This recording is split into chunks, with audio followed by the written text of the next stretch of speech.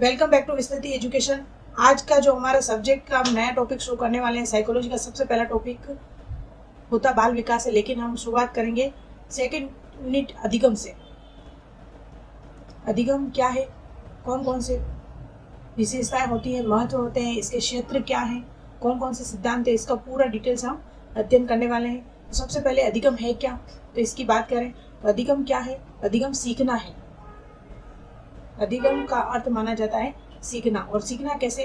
आप अनुभव, प्रशिक्षण द्वारा नवीन ज्ञान का अर्जन करते हुए, मानसिक योग्यताओं का प्रयोग करते हुए परिपक्वता की ओर बढ़ने के साथ साथ अपने जो व्यवहार में है अपेक्षाकृत स्थायी परिवर्तन है। ऑप्शन में दे दिया जाता है अधिगम है सीखना, अपेक्षाकृत स्थायी परिवर्तन, व्यवहार में परिवर्तन, उपयुक्त में से कोई नहीं।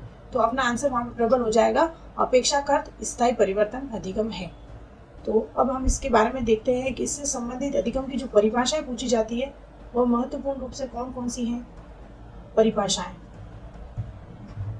यहाँ पे देखते हैं हम सबसे पहले जो परिभाषा सबसे ज्यादा पूछी जाती है, एक क्रो एंड क्रो।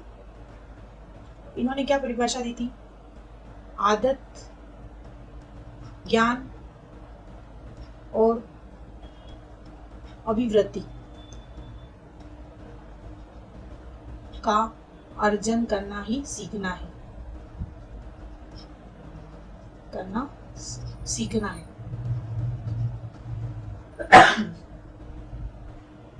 अर्जन करना ही सीखना है। क्रो एंड क्रो ने क्या परिभाषा दी है? आदत, ज्ञान और अभिवृत्ति का अर्जन करना सीखना है। एक और वैज्ञानिक हैं जिनकी भी प्रसिद्ध हम जो एग्जाम में आने वाली है महत्वपूर्ण परिभाषाओं को ही यहाँ पर हम देखेंगे, समझेंगे। एक महोदय है गिलफोर्ड। गिलफोर्ड महोदय क्या कहता है? सीखना व्यवहार द्वारा व्यवहार में परिवर्तन। कैसा परिवर्तन है? व्यवहार द्वारा व्यवहार में परिवर्तन। इनके कीवर्ड को हम ध्यान में रखेंगे। क्रो एंड क्रो क्या कहता है? आदत, ज्ञान और अभिवृत्ति का अर्जन सीखना है। गिलफोर्ड द्वारा क्या कहते हैं? व्यवहार द्वारा व्यवहार में परिवर्तन ही अधिगम है। एक और महोदय हैं जिनकी बात कर लेते हैं हम, जो प्रसिद्ध है, जिन्होंने क्रिया प्रस्तुत का अधिगम सिद्धांत भी दिया है, हम उनका आगे देखेंगे। एक स्किनर महोदय, इन्होंने कौन सी परिभाषा दी है? तो सीखना व्यवहार में, इनका जो कीवर्ड है उस कीवर्ड को ध्यान रखना है, उत्तरोत्तर परिवर्तन। कौन सा परिवर्तन? उत्तरोत्तर परिवर्तन। इस चीज को ध्यान में रखें, उत्तरोत्तर परिवर्तन करना है। इसी क्रम में हम एक परिभाषा और देख लेते हैं जिनकी आने की संभावना रहती है। वुडवर्थ। वुडवर्थ महोदय क्या कहते हैं? नवीन ज्ञान और नवीन अभिवृत्तियों का अर्जन करना ही सीखना है। क्या है? नवीन ज्ञान,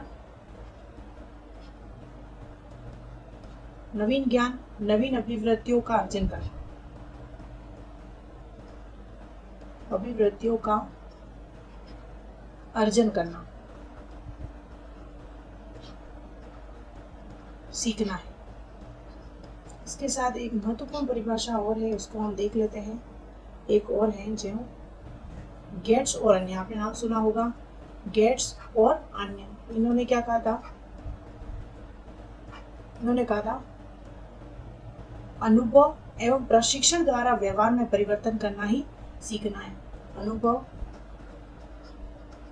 तथा प्रशिक्षण के माध्यम से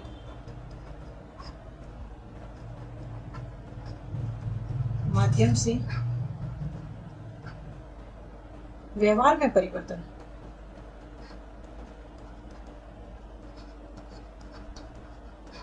करना ही क्या है? सीखना है। एक बार हम इस पूरे को समझ लेते हैं कि उन्होंने क्यों परिभाषा दी है, किस प्रकार दी है। तो सबसे पहले बात आती है अधिगम क्या है। तो अधिगम क्या है? सीखना। और कैसे सीखना? अनुभव एवं प्रशिक्षण द्वारा कैसा ज्ञान प्राप्त करना? कोई भी नवीन ज्ञान अर्जन करना है, वह कहलाता है अधिगम। और मानसिक योग्यताओं का प्रयोग करना। अधिगम कुछ भी सीखने के लिए हमें मेंटली कोशिश करनी होती है और मानसिक योग्यताओं का प्रयोग करते हुए सीखना भी जरूरी है। और अधिगम के लिए परिपक्वता की ओर बढ़ना। बिना परिपक्वता के आप अधिगम नहीं कर सकते। एक एग्जाम्पल मैं देती हूँ। यदि एक छोटा बालक है और उसे आप कहते हैं कि बिल्कुल 6 महीने का बालक है और आप चाहते हैं कि वह साइकिल चलाए, कि आप चाहते हैं कि वह साइकिल चलाने का अधिगम सीखे, लेकिन वह नहीं सीख पाएगा, क्योंकि वह उसका शरीर उस परिपक्वता की ओर नहीं बढ़ा जो वह अधिगम कर सके। तो निरंतर अधिगम परिपक्वता के साथ साथ बढ़ता है, लेकिन परिपक्वता से संबंधित सीखना अधिगम नहीं कहलाता है। परिपक्व होना अधिगम के लिए आवश्यक है। क्या है? आवश्यक है। तो कहने का मतलब सीखना क्या है? परिपक्वता की ओर बढ़ना है, और परिपक्वता के बिना अधिगम हो ये आवश्यक नहीं है। इसे हम आगे और डिटेल से समझेंगे कि परिपक्वता से संबंधित रीट एग्जाम लगभग आप मान के चलिए 2018 में परिपक्वता से संबंधित प्रश्न पूछा गया था कि परिपक्वता से संबंधित सीखना है, अधिगम है नहीं है, इससे संबंधित एक प्रश्न भी आया था। तो इसे विशेष तौर से हम ध्यान में रखेंगे। हम अब इसके बारे में हम परिभाषाएं देखते हैं। एक और है परिपक्वता की ओर बढ़ना, और व्यवहार में अपेक्षाकृत स्थायी परिवर्तन। सीखना क्या है? अपने जो जीवन में हम पहले जो चीज़ हमें नहीं आ रही थी, जैसे एक बालक साइकिल चलाना पहले नहीं जान रहा था, वह धीरे धीरे सीख कर साइकिल चलाना सीख जाता है, तो वह कहलाएगा उसके व्यवहार में परिवर्तन। और वह सीखा हुआ ज्ञान धीरे धीरे अगर अभ्यास के द्वारा एक स्थायी परिवर्तन की ओर बढ़ जाता है, तो उसे कहते हैं अपेक्षाकृत स्थायी परिवर्तन। जो प्रश्न पूछ जाए अधिगम है तो अपेक्षाकृत स्थायी परिवर्तन, इसका जो करेक्ट आंसर होगा वो होगा अपेक्षाकृत स्थायी परिवर्तन। इससे संबंधित हमने ये परिभाषाएं देखी है, लगभग 5 परिभाषा। इससे अधिगम की बहुत सारी परिभाषाएं, लेकिन एग्जाम में मोस्टली यही देखने को मिलती है और जिसे आना आपको जरूरी है। सबसे पहले क्रो, इनको याद करने के लिए मैं आपको शॉर्ट ट्रिक बताऊंगी। जैसे कौवे की आदत क्या होती है? काऊ काऊ करने की। तो याद रखना है क्रो एंड क्रो।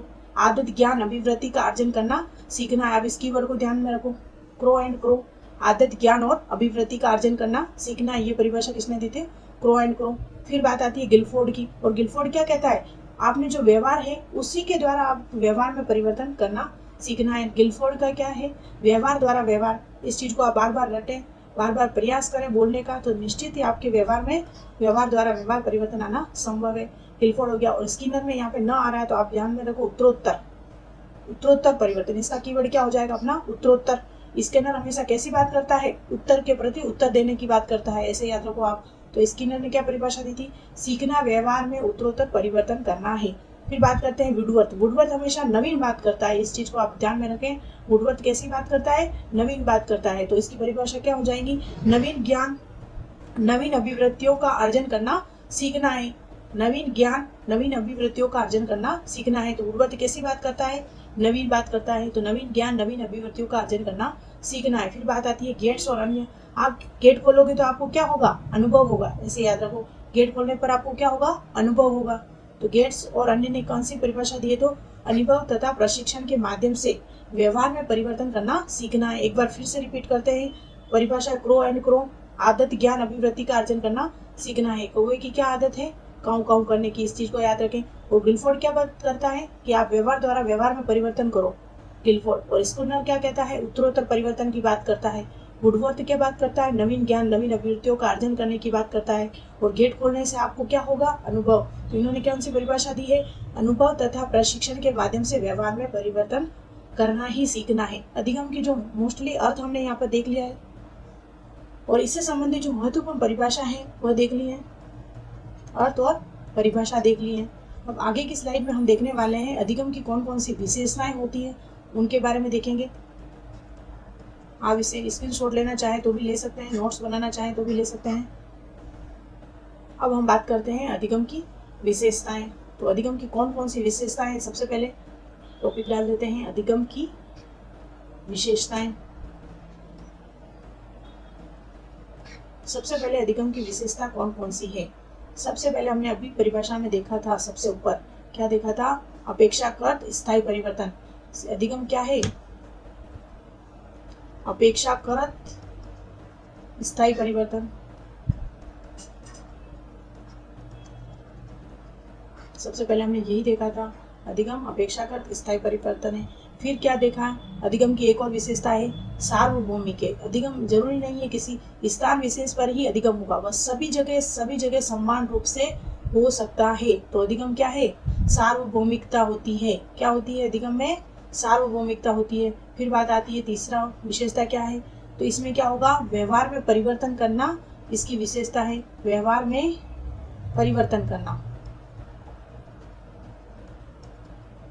व्यवहार में परिवर्तन करना। और चौथा है अपना अधिगम की विशेषता होती है कि हमेशा कोई न कोई नवीन खोज होती है। क्या होती है? नवीन खोज होती है। फिर अगली विशेषता है, अधिगम की विशेषता होती है कि अधिगम में हमेशा क्या होता है? बुद्धि का विकास होता है। जैसे जैसे अधिगम करता रहता है बालक, वैसे वैसे उसके बुद्धि का विकास भी होता है। फिर होता है, जो भी अधिगम होता है वह क्या होता है? उद्देश्यपूर्ण होता है। कैसा होता है? किसी न किसी उद्देश्य को लेकर अधिगम होता है। और अधिगम हमेशा परिवर्तनशील होता है। ऐसा नहीं है कि आपने साइकिल चलाना सीख लिया, इसके बाद आप मोटरसाइकिल नहीं चला सकते, कोई एक अधिगम कर लिया, जरूरी नहीं। अधिगम आगे से आगे कड़ी में जोड़ता हुआ परिवर्तनशील होता है। तो अधिगम कैसा होता है? परिवर्तनशील होता है। नेक्स्ट देखेंगे, अधिगम कैसा होता है? अधिगम हमेशा सकारात्मक भी हो सकता है और नकारात्मक भी हो सकता है। सकारात्मक एवं नकारात्मक भी हो सकता है। और एक और विशेषता है इसमें, अधिगम लाभ उठाने की योग्यता है। किसका लाभ उठाने की? अपने जो अनुभव है उनसे लाभ उठाने की योग्यता है। अनुभवों से लाभ उठाने की योग्यता है। लाभ उठाने की योग्यता है। और अधिगम की विशेषता होती है, अधिगम व्यक्तिगत भी हो सकता है और सामाजिक रूप से भी हो सकता है, या फिर सामूहिक भी हो सकता है। कैसा हो सकता है? व्यक्तिगत, सामाजिक या फिर सामूहिक, किसी भी प्रकार से हो सकता है। अकेला व्यक्ति भी सीख सकता है, कुछ समूह में मिलकर भी सीख सकते हैं, समाज के साथ भी सीख सकते हैं, सामूहिक भी हो सकता है। और जो अधिगम है सबसे मोस्ट इम्पोर्टेंट, वह चलता है, जीवन पर्यंत चलता रहता है। जीवन पर्यंत चलता रहता है। इसके साथ ही हम और देखते हैं अधिगम की कौन कौन सी और विशेषताएं। अधिगम औपचारिक और अनौपचारिक दोनों हो सकता है। औपचारिक, जरूरी नहीं है कि शिक्षा या फिर अधिगम आप किसी विद्यालय में भी सीखें, आप परिवार है, समाज में है, वैसे भी सीख सकते हैं। अधिगम के लिए कोई बाउंडेशन नहीं है। अधिगम क्या है? तो वातावरण की उपज है। क्या है?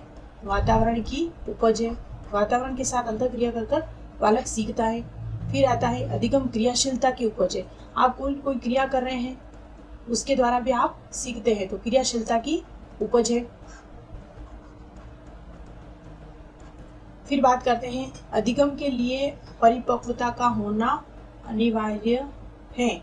इस चीज को ध्यान रखें, बिना परिपक्वता के बालक नहीं सीखेगा। और इसमें आप नोट करके लिखें, स्पेशल रोग, ये शायद 2018 में क्वेश्चन आया था, रोग दुर्घटना आदि के कारण। और जो ये रोग दुर्घटना आदि के कारण जो व्यवहार में कुछ समय के लिए जो परिवर्तन आता है, वह क्या कहलाती है? परीक्षा में आया था, उसको कहते हैं अभ्यस्तता। क्या कहते हैं? अभ्यस्तता। क्या कहलाती है? अभ्यस्तता। और परिपक्वता से संबंधित सीखना, एक नोट करके आप यहाँ पर लिखें, परिपक्वता से संबंधित सीखना अधिगम नहीं है। एक बार फिर से इस अधिगम की विशेषताओं को हम समझते हैं। अब अधिगम की जो विशेषताएं सबसे पहले दे रखी है, अपेक्षाकृत स्थायी परिवर्तन है। तो जो भी व्यवहार में आपका जो परिवर्तन आया है वो कुछ समय के लिए यदि है तो वो क्या कहलाएगी? अभ्यस्तता। जो रोग दुर्घटना आदि किसी नशे के कारण है, किसी के भी कारण यदि व्यवहार में कुछ समय के लिए परिवर्तन आया तो वह कहलाएगी अभ्यस्तता। और यदि व्यवहार में अपेक्षाकृत स्थायी परिवर्तन आया तो वह कहलाएगी अधिगम। और जो अधिगम होता है सार्वभौमिक होता है, सभी स्थान पर समान रूप से होता है। अधिगम व्यवहार में परिवर्तन करना है, आप निरंतर उस अधिगम करके अपने व्यवहार में परिवर्तन करते हैं। नवीन खोज करना है, अधिगम क्या होगा? एक नवीन खोज करेगा, वही होगा। और बुद्धि का विकास, अधिगम के द्वारा धीरे धीरे बुद्धि का विकास भी संभव है। और जो भी अधिगम होगा वह उद्देश्यपूर्ण होगा, बिना उद्देश्यपूर्ण के अधिगम संभव नहीं है। किसी न किसी उद्देश्य को लेकर ही अधिगम होता है। और अधिगम जो होगा वो हमेशा परिवर्तनशील रहेगा, आगे से आगे बढ़ता रहेगा और हमेशा परिवर्तित रहेगा। और जो अधिगम है वह सकारात्मक भी हो सकता है और नकारात्मक भी हो सकता है। कोई अच्छी चीज भी सीख सकता है, कोई बुरी चीज भी सीख सकता है। जरूरी नहीं है कि अधिगम हमेशा सकारात्मक रूप से ही हो, नकारात्मक भी हो सकता है। अनुभव से लाभ उठाने की योग्यता है, बालक अपने अनुभव से लाभ उठाने की योग्यता कहलाता है। और इसकी हमने परिभाषा क्या दी थी? गेट खोलेंगे अनुभव होगा। तो किसने परिभाषा दी थी? गेट्स ने दी थी। इस चीज को भी याद रखें। गेट्स और अन्य ने कौन सी परिभाषा दी थी? अनुभव और प्रशिक्षण द्वारा लाभ उठाने की योग्यता है। और स्किनर ने क्या दी थी? उत्तरोत्तर, grow and grow, bar bar repeat करने पर ही आपको याद रहेगा। क्रो एंड क्रो, आदत ज्ञान अभिवृत्तियों का। और वुडवर्थ क्या बात करता है? वुडवर्थ बात करता है नवीन बातों की, नवीन ज्ञान, नवीन अभिवृत्तियों का अर्जन ही सीखना है। और व्यवहार, गिलफोर्ड ने क्या कहा था? व्यवहार द्वारा व्यवहार में परिवर्तन। इस चीज को याद रखिए, व्यवहार द्वारा व्यवहार में परिवर्तन।